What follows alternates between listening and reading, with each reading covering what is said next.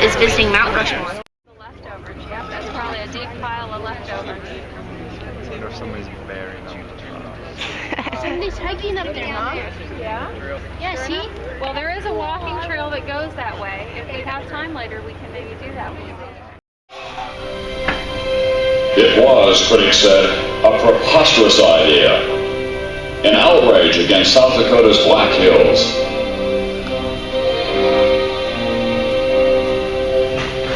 What arrogant stone carver could possibly improve upon God's mountain sculpture?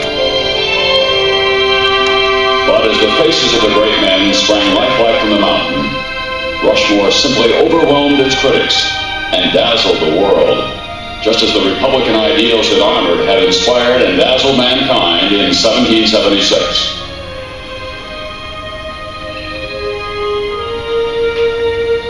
The project was conceived by a gentle scholar, Don Robinson, in 1923, at a time when the nation was prosperous and cocky.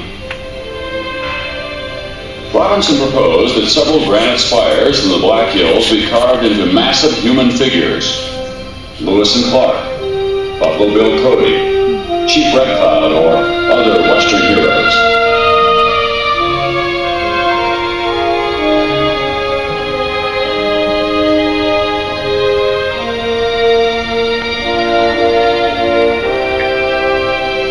To the sculptor he called upon for help, Gutzon Borglum, this idea seemed as bold and brilliant and as fragile as a rainbow in the western sky.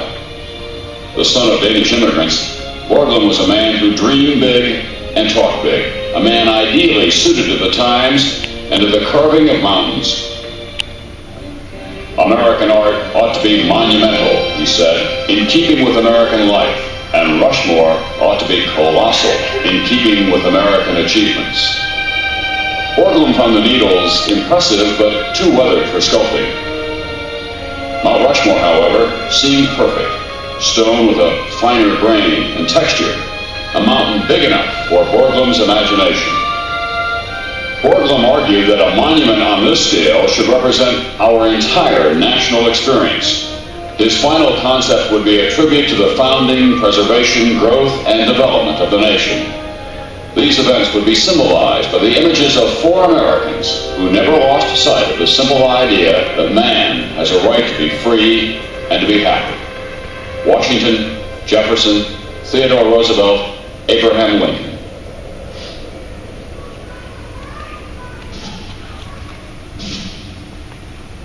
Jefferson had articulated the central idea of the American democracy.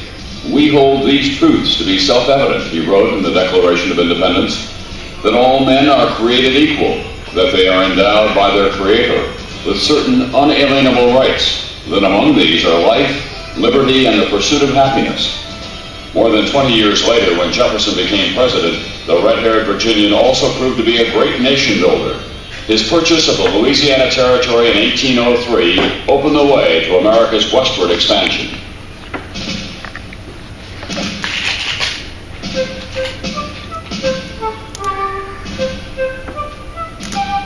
George Washington was the father of his country. In the darkest hours of the Revolution, his courage and resolve seemed never to falter. By sheer force of character, he brought the nation victory in its War of Independence.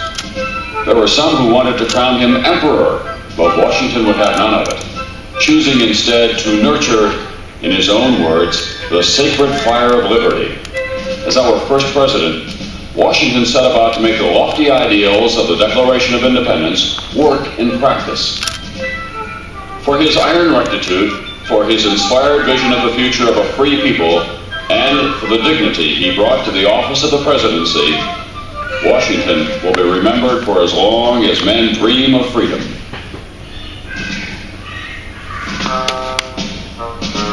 The great emancipator, Abraham Lincoln, guided the destiny of the nation during its greatest trial, the war between the states.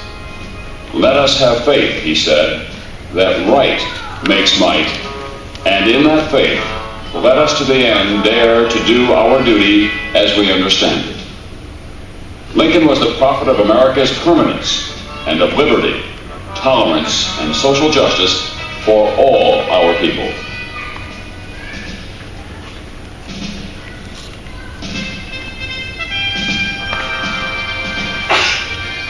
To political freedom, Theodore Roosevelt extended economic freedom.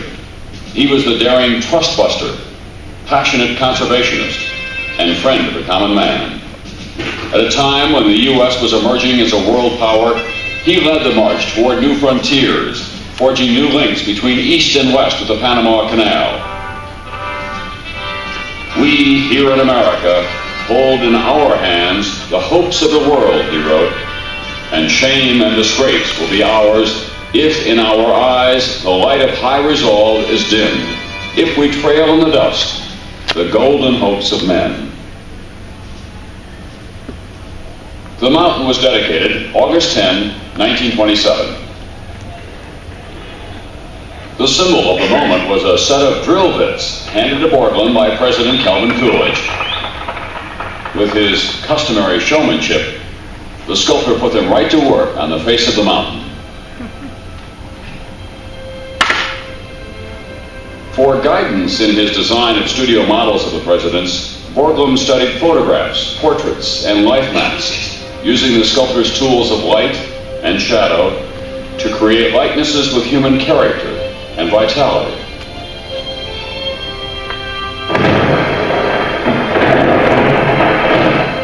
"90% of the monument was carved with dynamite. The surface stone was cracked and soft. Nearly 500,000 tons of rock were removed to reach granite solid enough for sculpting.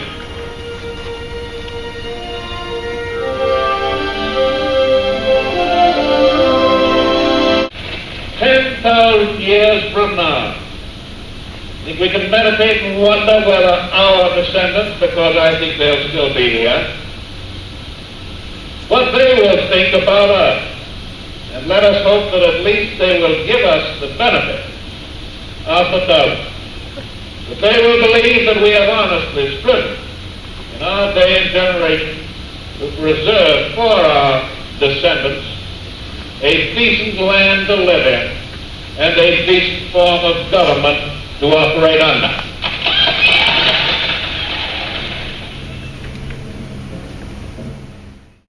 I'm done, Johnny. Mommy, how many days are we staying here? Awesome. It's kind of cool, huh? Here, and they ran out of money and stuff. So that's Now we are currently sitting and standing in an original studio of Guts and Borglum's. This was built in 1939 in response to the popularity of the project. At that point in time, word had already spread around the country as to what was going on here at Mount Rushmore. So people were coming from miles around to see the carving in progress. Now also directly behind me here we have an original scale model built by Borglum. This is the 9th of 9 original models here that was built here at Mount Rushmore.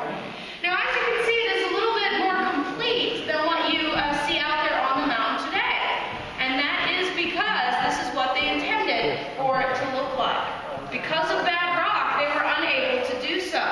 If you look outside at Washington's Middle, you'll see a dark gray patch of rock. That is a mica schist. It is very flaky and fragile and will not hold a carving. They discovered that early on in the project, and it runs the entire course of the mountain. So they were unable to complete as far down as what you see here today. Because the main tool that they're going to be using is what we have here called dynamite. This is an example of the dynamite. Now, I said this is the main tool because 90% of the entire mountain is carved using dynamite. All of that rubble you see at the base of the mountain is a result of the blasting and the carving. We have about 400,000 tons of rock sitting at the base there. So this was very important. Now as you can see, I have a couple of different lengths here. This represents the different lengths that they would have used while they were up there. The bigger ones are obviously for the bigger and the bigger initial blasts. The smaller ones as they got closer and closer to where they wanted to go. After learning all about Mount Rushmore, we received junior ranger patches from one of the park rangers. Your badge, good job. They'll observe you here as well. Way to go, guys. Is that your book? There's yours. Good job.